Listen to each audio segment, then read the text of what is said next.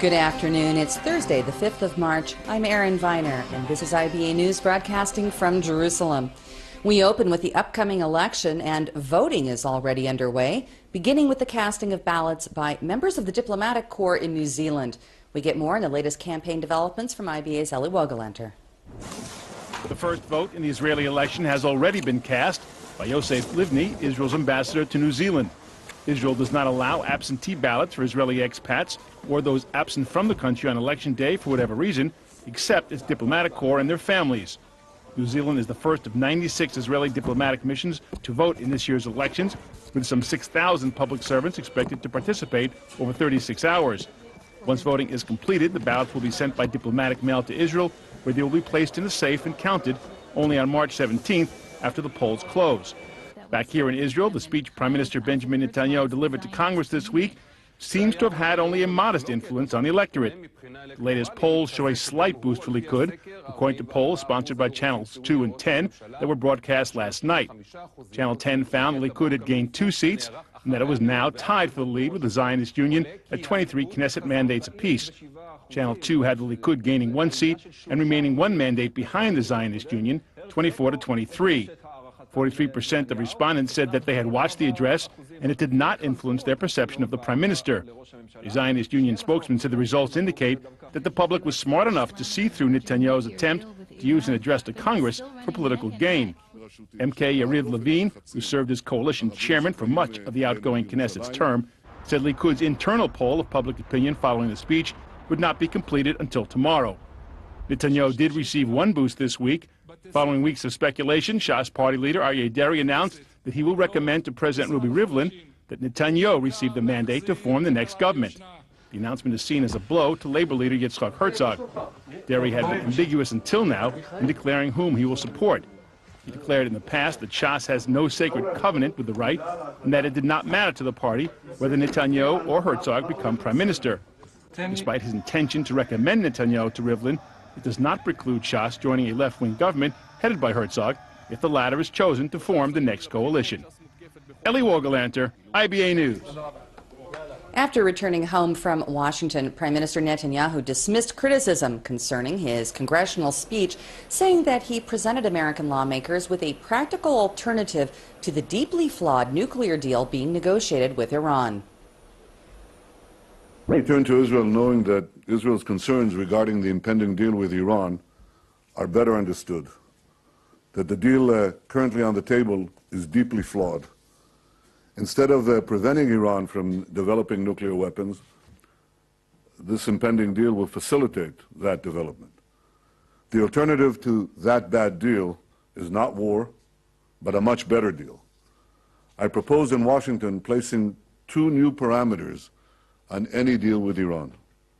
First, place tougher restrictions on Iran's nuclear programs, extending its breakout time to the bomb in years. Second, I call for lifting those restrictions only when Iran ceases promoting terrorism, ends its aggression against its neighbors, and stops threatening to destroy the State of Israel. I believe these proposals constitute a practical alternative to what is currently on the table. After wrapping up the latest round of nuclear negotiations with Iran and Switzerland, U.S. Secretary of State John Kerry is meeting with the new Saudi king in Riyadh today, along with the foreign ministers of Bahrain, Kuwait, Oman, Qatar, and the United Arab Emirates. The top U.S. diplomat will present updates on the talks and offer reassurance about terms of the potential deal ahead of the deadline for a framework agreement by month's end. The Kerry visit comes just 1 day after Pakistan's Prime Minister Nawaz Sharif was in the Saudi kingdom, amid reports that Riyadh may seek to develop its own atomic arsenal if Tehran becomes nuclearized, with help from Karachi, which secretly developed its own weapons program. Leaders of the Arab Gulf nations have expressed rising concerns over the increasing rapprochement between the Islamic Republic and the U.S. Prior to setting out for Saudi Arabia, Kerry made a veiled reference to Prime Minister Netanyahu by saying that politics and external factors will not interfere with the nuclear talks. We've been involved in some long discussions over the past few days and even well before that. And before I leave Montreux, I wanted to quickly share with you where we are. From the beginning, these negotiations have been tough and intense, and they remain so. And we've made some progress from where we were, but there are still significant gaps and important choices that need to be made. The purpose of these negotiations is not to get any deal, it's to get the right deal, one that can withstand scrutiny, the scrutiny of experts on nuclear affairs all around the world, the scrutiny of other governments, the scrutiny of people, the scrutiny of the Congress of the United States, people in America, and the scrutiny of countries in the region that are affected by it. And so we know that. We approach these negotiations with a full understanding of the test that will be applied to this and of the expectations that exist. We also want an agreement that is sustainable over time, and particularly that achieves the singular goal of proving that Iran's nuclear program is and will remain peaceful. We aren't going to be distracted by external factors or politics. We will continue to be guided by our experts, our scientists, our national interests, and those of our partners and allies. Now, for all the objections that any country has to Iranian activities in the region, and believe me, we have objections and others in the world have objections, the first step is to prevent Iran from acquiring a nuclear weapon. And we know that absent a deal, Iran will have the ability to move ahead with its nuclear program. That we know for sure, because that's exactly what's happened to date. We also know that any deal that we would agree to would significantly increase the breakout time, leaving Iran further, far further than it is today, from producing enough fissile material for a weapon, while it undertakes the effort of proving to the world that the program is in fact peaceful. According to Iranian Foreign Minister Mohammad Javad Zarif, his nation and the P5+1 countries are not far from reaching an agreement. He nevertheless cautioned that the gaps between the two sides still remain, and also, in likely reference to Israel's prime minister, said lying scaremongers are working to prevent the deal. We are not far from reaching an agreement. There are gaps that need to be filled, serious ones, but that doesn't mean that they are not, we are not capable of moving forward.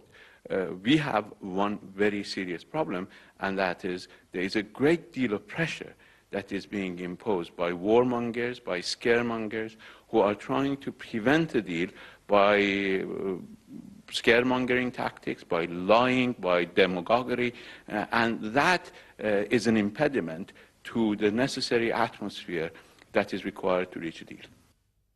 Here at home, police are investigating what appears to be yet another price tag attack.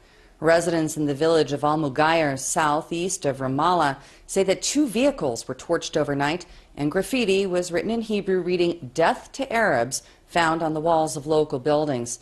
Just 2 months ago, extensive damage was caused to the first floor of a mosque in the village in what was initially believed to be an arson attack, but was later determined by police to have been accidentally sparked by faulty wiring.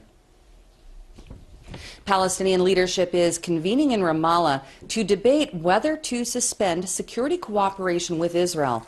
The move comes in response to Jerusalem's decision to continue holding back the monthly transfer of millions of dollars in tax revenues to the Palestinian Authority following Ramallah's application for membership at the International Criminal Court in The Hague. The suspension of security cooperation would have a profound impact on stability in the West Bank, where the IDF currently arranges any operations requiring troops to enter Palestinian-controlled areas with PA forces. Turning now to Argentina, where the state prosecutor assigned to replace Alberto Nisman is appealing a decision from the court to dismiss the case against the country's president, Cristina Fernández de Kirchner. Gerardo Policita made the move after Judge Daniel Refecas dismissed Nisman's allegations on February 28th that Fernández de Kirchner attempted to cover up Iran's role in the 1994 bombing of the Buenos Aires Jewish Community Center over what he said was a lack of evidence. Nisman was found dead under highly suspicious circumstances just one day before he was due to present his findings before Congress about his accusations that the president and her administration tried to whitewash Iran so that they could secure an oil deal with the Islamic Republic. 85 people were killed in that terror attack, and over 300 others were wounded. The U.S. ambassador to South Korea was attacked at a breakfast event in Seoul this morning. 42-year-old Mark Lippert was slashed in the face, but police say that the wounds are not life-threatening. The assailant has been identified as 55-year-old Kim Ki-jong, who eyewitnesses say that to the attack say was shouting his opposition to war exercises in apparent reference to this week's annual joint U.S.-South Korean military drill. He also reportedly demanded that North and South Korea be reunited. The ambassador was rushed to hospital for medical attention, and it was later announced that he is in stable condition. According to State Department spokeswoman Marie Harf, Lippert is a respected and a well-liked expert on Asia. Returning now to campaign developments, and many polls have been taken in the wake of the Prime Minister's address in Washington, and another one is due to be released later this evening by the TNS Telesector company. Joining me now in the studio to discuss the findings and other campaign matters is the company's Chief Executive Officer, Stella Karayev. Hi, thank you for coming in this evening. Hello, good afternoon. Okay, we've heard that the Prime Minister's address in Washington really didn't have that great of an impact on greater support for the Likud. Is this what your findings are reflecting as well? What we find in the last poll of ours will be revealed this evening, so I need to be very careful of the findings. But what I can say is that if we had Likud in a trend of decline in the past 3 weeks, what we can see that it helped Benjamin Netanyahu and the Likud party.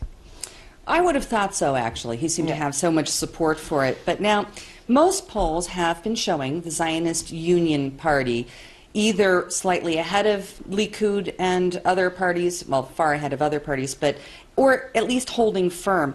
Although it would still seem that the public prefers Netanyahu remain prime minister. How can you explain this discrepancy? Well, first of all, we need to understand that there is a tight race between the two big parties, Likud and the Machaneh HaTzioni, or the Zionist Union, as we know. So this is the thing, and there was as from 2 months ago, when the election has started, we saw the tight race between the two. At the peak of both parties, they had around 26 to 27 seats each, and since then they're both in decline. So in the public, most of the public is defining themselves as center or right wing. So it's not a very big surprise for us that Netanyahu receives most of the support from the public. What kind of an interesting trend are you noting regarding the new parties? For example, Moshe Kahlon's Kulanu or Eli Yishai's Yachad faction? Oh, Eli Yishai's Yachad is an interesting thing because only like a month ago they've crossed the 3.25%. And received their so-called four seats in the new Knesset, but it's still very fragile.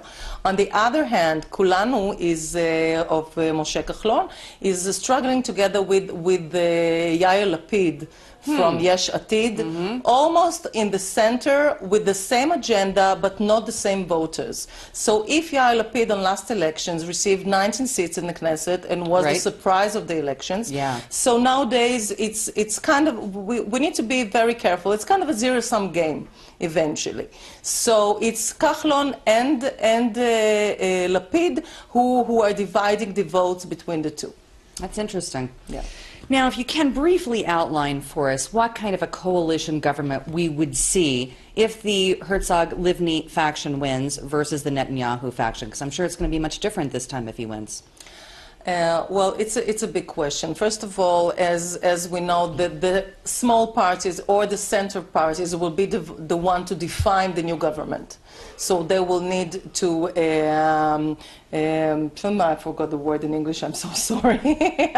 They will need to recommend. They will need to recommend to the president They will need to recommend to the president who will make this coalition, whether it will be Netanyahu or Herzog. So the left-wing party will look for Herzog, of course, with the Meretz. And probably they won't join the Arab parties. You don't think so? I don't think so. It never happened. It's really unlikely to happen this time as well. So maybe if the religious parties, some of the religious parties will join them, and of course Yair Lapid with Yesh Atid. That's right. Well, Stella Karayov, I'm so glad you were able to join us today. We've been a little bit missing you because you make a lot of appearances on Hebrew News, and we look very much forward to you gracing us with your presence again. Thank you very much for inviting me. Thank you. In other news, forensic scientists are making a stunning announcement that a fossil unearthed in the Ethiopian desert in 2013 is the oldest known representative of the human genus Homo. The archaeological find is a 2.8 million-year-old jawbone with 5 intact teeth. Experts say that it belonged to a member of a previously unknown species who lived during the first phases of human lineage. The ancient jawbone was discovered in the Afar region of northeastern Ethiopia, only about 64 kilometers away from the discovery 41 years ago of Lucy, who was determined to be a homin who walked on the earth 3.2 million years ago. Moving to Kathmandu, where 7 Israeli passengers traveling on a Turkish Airlines flight to Nepal emerged unscathed after the plane missed an airport runway. 235 passengers were aboard yesterday morning as the pilot experienced difficulty in landing the plane at Kathmandu Airport, ultimately setting down on his 3rd attempt in the wrong place. Turkish Airlines later released a statement saying that 1 passenger suffered light injuries. An Israeli on the plane, Tal Cohen, told reporters that during the landing, passengers heard a loud boom and were then hit by falling luggage as the aircraft filled with smoke. Aviation officials say that the airport has one of the trickiest and most remote runways in the world. On a lighter note, we now bring you this clip from American comedian and Daily Show host Jon Stewart, who wasted no time in taking aim at Netanyahu in this piece about the Prime Minister's Washington address. Oh my God, it was the State of the Union address the Republicans wanted, delivered by the leader they wished they had. And Netanyahu wasted no time explaining why there was no time to waste. That's why this deal is so bad. It doesn't block Iran's path to the bomb. It paves Iran's path to the bomb. Iran's breakout time would be very short. About a year by U.S. assessment, even shorter by Israel's. Well, of course, the Jewish assessment is going to be a little shorter. We like to cut a little off at the tip. That's why we like to do the whole 1 year. Bibi, if Iran's that close, why didn't you bring your urgent warning about Iran going nuclear sooner? Oh, wait, you did. Apparently time was also running out 19 years ago. The most dangerous of these regimes is Iran. If this regime or its despotic neighbor Iraq were to acquire nuclear weapons, this could presage catastrophic consequences. Only the United States can lead this vital international effort to stop the nuclearization of terrorist states. Time is running out. We have to act. Why is he not aging? It really seems the bigger story here is not will Iran get a nuclear weapon, and more, the world needs Netanyahu's anti-aging secret, because it can't just be chickpeas, oil, and lemon. It just can't be. It can't be that easy. But this brings up the difficult issue. What many in our government love about Netanyahu is his conviction and his certainty. In the Middle East, Iran now dominates 4 Arab capitals: Baghdad, Damascus, Beirut, and Sana'a. We have to act. Look how Iran has expanded its power since the fall of Saddam Hussein and the destabilization of the region. I mean, what kind of an idiot wouldn't have seen that coming in 2002? Oh, shalom. If you take out Saddam's regime, I guarantee you that it will have enormous positive reverberations on the region. And the reverberations of what happens with the collapse of Saddam's regime could very well create an implosion in a neighbor regime like Iran. Or the opposite. But in the House chamber, there was no such reflecting. Netanyahu wrapped his speech up, and it was time for another 10 minutes of applause. Whether or not Netanyahu achieved his goals of sabotaging a deal with Iran or mistakenly opened up a rift in U.S.-Israeli relations, one thing is certain. The in-chamber response to this speech was by far the longest blowjob a Jewish man has ever received. We'll be right back. Woo.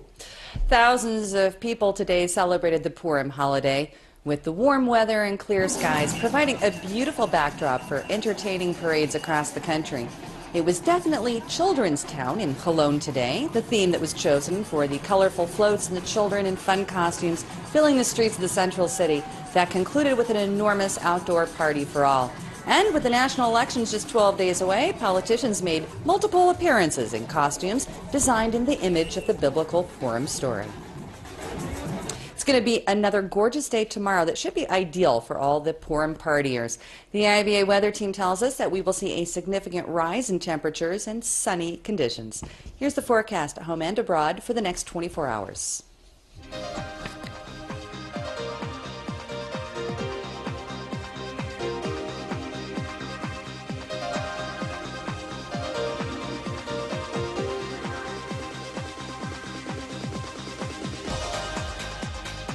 The Tel Aviv Stock Exchange was closed today because of the holiday, but we're glad that you were able to be with us. Hope you'll tune in again tomorrow, and I'll be back to bring you the latest breaking news from Israel. I'm Erin Viner, wishing you a wonderful evening, happy Purim, and shalom from Jerusalem.